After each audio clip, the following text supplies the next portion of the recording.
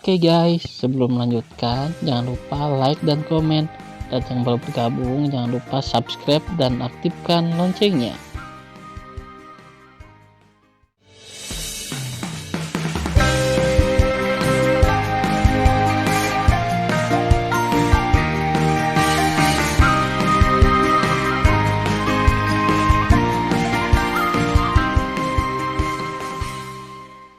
Episode 56. Melanjutkan cerita sebelumnya. Setelah mengambil keputusan, Tan Yun mengendarai Senzu, seperti kilat yang melintas di langit, berlari kencang menuju kota militer Mufeng. Karena kekuatan Tan Yun telah meningkat pesat, dia sekarang dapat memainkan 70% dari kecepatan Senzu. Hanya dalam 1,5 bulan, Tan Yun tiba di kota militer Mufeng dan luar istana para dewa. Tuan Jing, apakah Anda di sini untuk melihat Nona Xuan Yuan? Prajurit sihir yang menjaga mansion menyambut Tan Yun dengan antusias.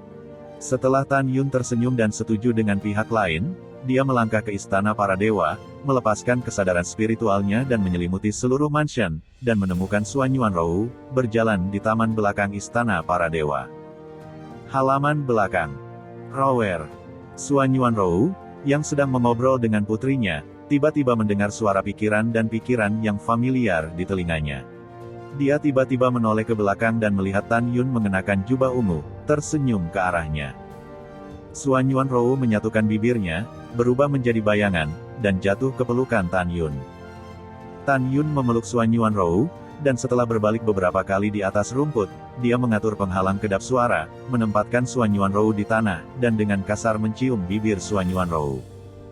Tan Yun, putriku sedang menonton. Xuan Yuan Rou mendorong Tan Yun pergi, dengan menawan. Tan Yun menutup telinga, dan memeluk Xuan Yuan Rou lagi. Setelah ciuman panjang, dia melepaskan Xuan Yuan Rou dan berkata dengan tulus, "Aku ingin." Saya juga. Wajah Xuan Yuan Rou yang menakjubkan menunjukkan senyum bahagia, dan dia menarik Tan Yun ke depan Sue Ying Tianzun.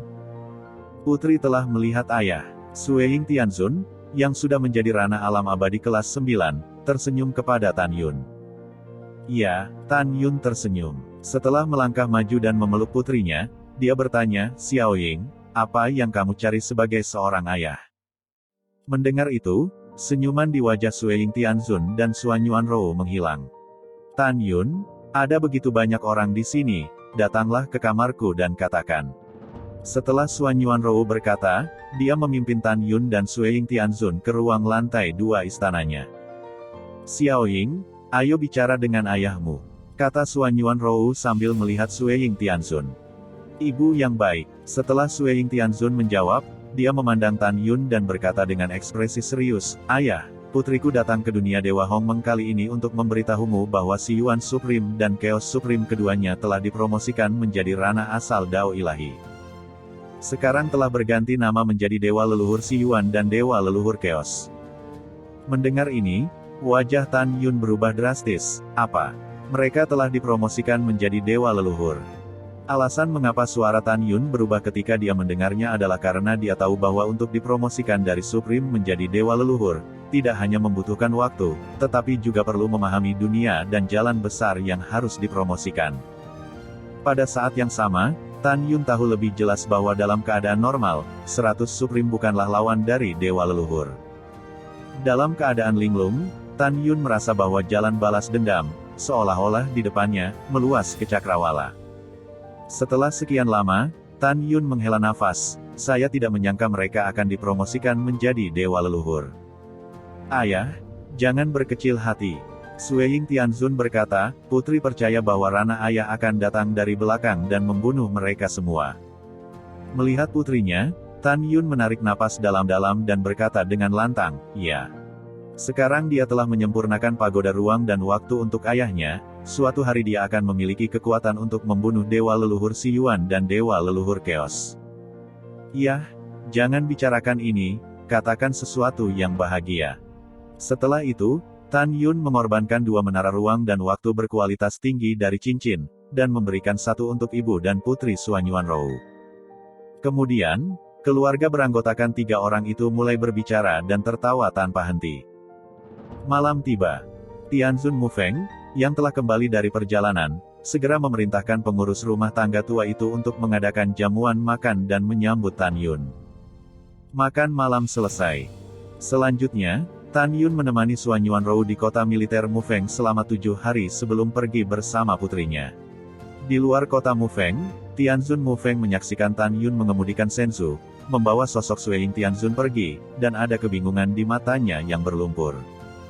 Karena selama 7 hari Tan Yun tinggal di Istana Dewa, Tianzun Mufeng merasa bahwa Tan Yun dan Sue Ying Tianzun selalu tidak dapat dipisahkan.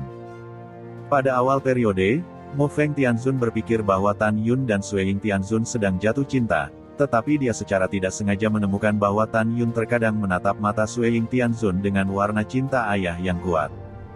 Mungkinkah Sue Ying Tianzun adalah putri Yuner? Mufeng Tianzun bertanya-tanya di sini, tiba-tiba, menggelengkan kepalanya lagi, dan berkata pada dirinya sendiri, bagaimana mungkin? Tidak mungkin, tidak mungkin. Suan Yuanrou di samping melihat penampilan Mufeng Tianzun dan tersenyum, kakek, apa yang kamu bicarakan pada dirimu sendiri? Uhuk-uhuk, Mufeng Tianzun terbatuk ringan dan berkata, Ruer, kakek memiliki sesuatu untuk dikatakan dalam hatinya untuk waktu yang lama, aku tidak tahu apakah aku harus bertanya. Kakek, jika ada yang ingin kau katakan. Suan Yuanrou tersenyum. Berdengung. Kekosongan itu seperti riak air. Setelah Mufeng Tianzun mengatur penghalang kedap suara, dia berkata, Ruer, sebenarnya, kakek telah melihatmu atau Yuner ribuan tahun yang lalu, itu tidak mudah. Juga, sorot matamu saat melihat Sue Ying Tianzun mengungkapkan rasa cinta yang mendalam. Tatapan ini hampir persis sama dengan mata Yuner saat melihat Sue Ying Tianzun. Ruer, kakek benar-benar penasaran, apa hubungan kalian bertiga? Setelah itu, Mufeng Tianzun melihat Suan Yuanrou menunjukkan sedikit rasa malu, dan buru-buru berkata lagi, tentu saja, ini hanya keingintahuan kakek. Jika tidak nyaman bagimu untuk mengatakannya, jangan katakan itu. Mendengar ini, Suan Yuanrou mengatupkan bibir merahnya dan berkata, kakek, ada beberapa hal yang belum waktunya untuk kuberitahukan padamu.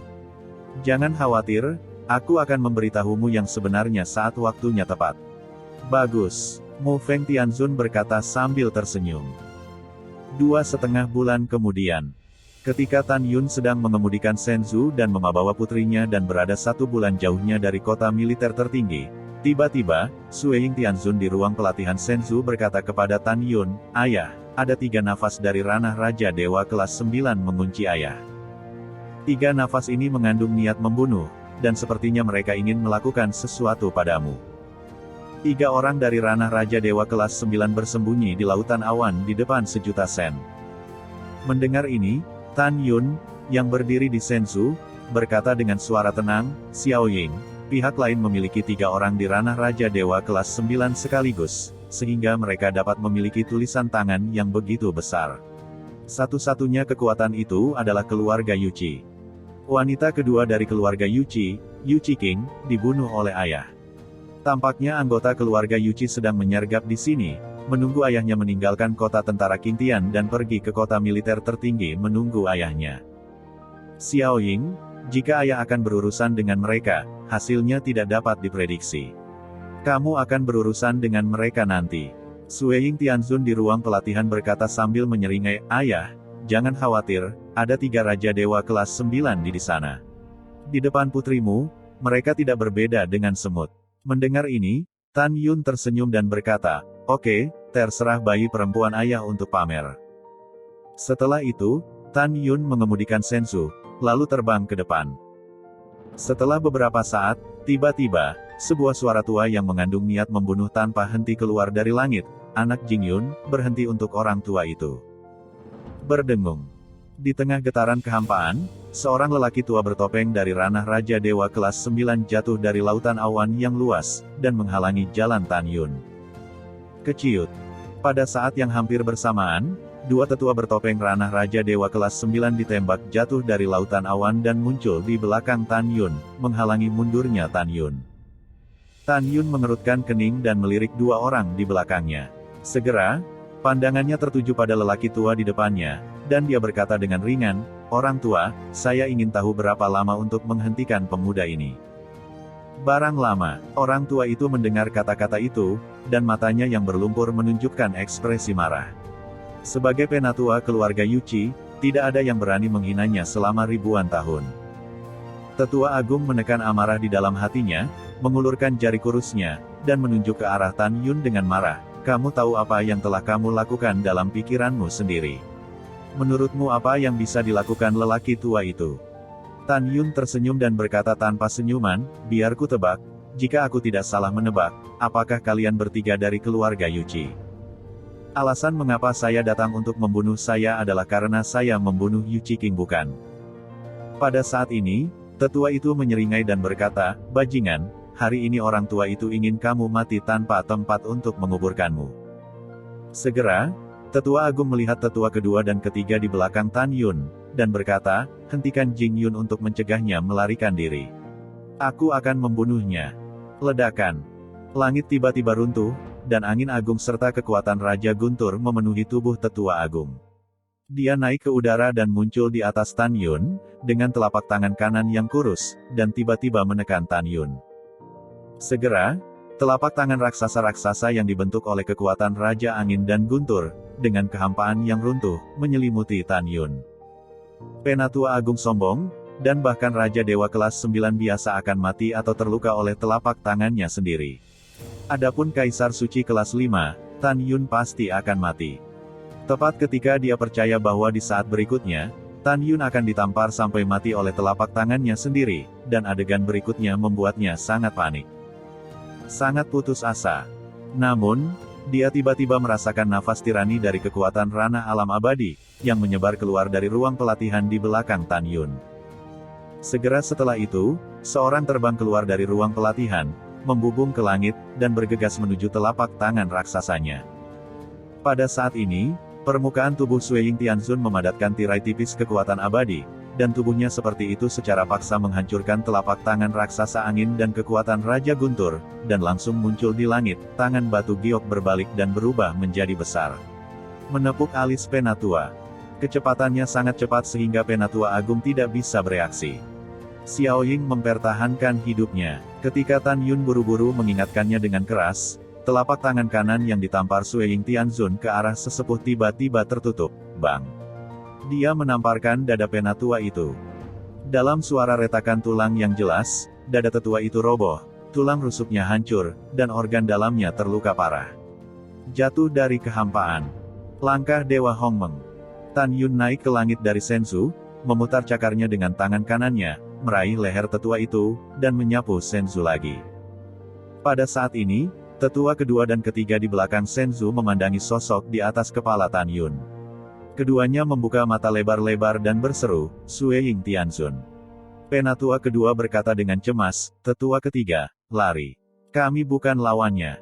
Oke, lari. Penatua ketiga memerah dengan cemas, berteriak dengan tenggorokannya, dan penatua kedua menua menjadi dua berkas cahaya, membubung ke langit. Di depan Tianzun kelas 9 saya yang bermartabat dalam keadaan abadi, kalian berdua masih ingin lari. Ketika suara acuh tak acuh Sui Ying Tianzun terdengar, Tan Yun melihat putrinya menghilang dari kehampaan. Detik berikutnya, tampaknya dua putri muncul di belakang tetua kedua dan tetua ketiga pada saat yang sama, menamparkan mereka masing-masing di belakang kepala. Tan Yun tahu bahwa bukan putrinya yang menghilang begitu saja, tetapi karena putrinya bergerak terlalu cepat, dia tidak dapat menangkap gerakannya sama sekali. Tidak. Apa? Ledakan. Suara teriakan tetua kedua dan ketiga tiba-tiba terputus. Segera, tengkorak keduanya pecah, jiwa dan janin mereka hancur, dan tubuh tanpa kepala disemprot dengan darah dan jatuh ke dalam kehampaan. Wow! Detik berikutnya, Sui Ying Tianzun turun dari langit dan terbang di depan Tan Yun. Putri itu baik, kata Tan Yun. Terima kasih ayah atas pujiannya. Sui Ying Tianzun tersenyum. Tetapi pada saat ini, sesepuh sekarat yang tercekik oleh leher Tan Yun melebarkan matanya, menatap Tan Yun dengan ngeri, dan berkata dengan gemetar, Jing Yun, siapa kamu? Bagaimana Sui Ying Tianzun akan memanggilmu ayah, ayah?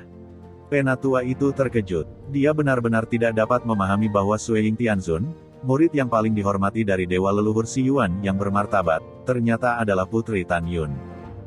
Tidak peduli siapa aku, Tan Yun berkata, katakan, siapa kamu? Siapa yang mengirimmu? Bicaralah, aku akan memberimu waktu yang baik. Jika kamu tidak mengatakannya, aku pasti akan membiarkanmu mati dengan menyedihkan.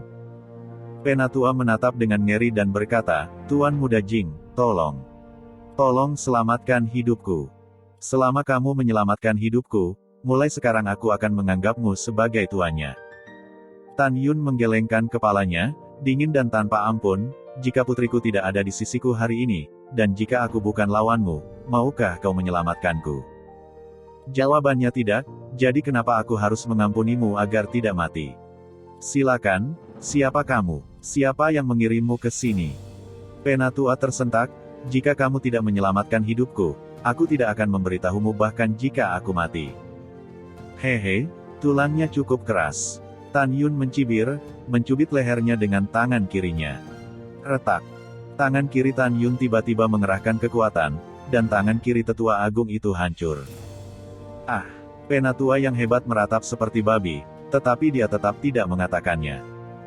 Apakah kamu berpikir bahwa jika kamu tidak mengatakannya, aku tidak dapat melakukan apapun denganmu?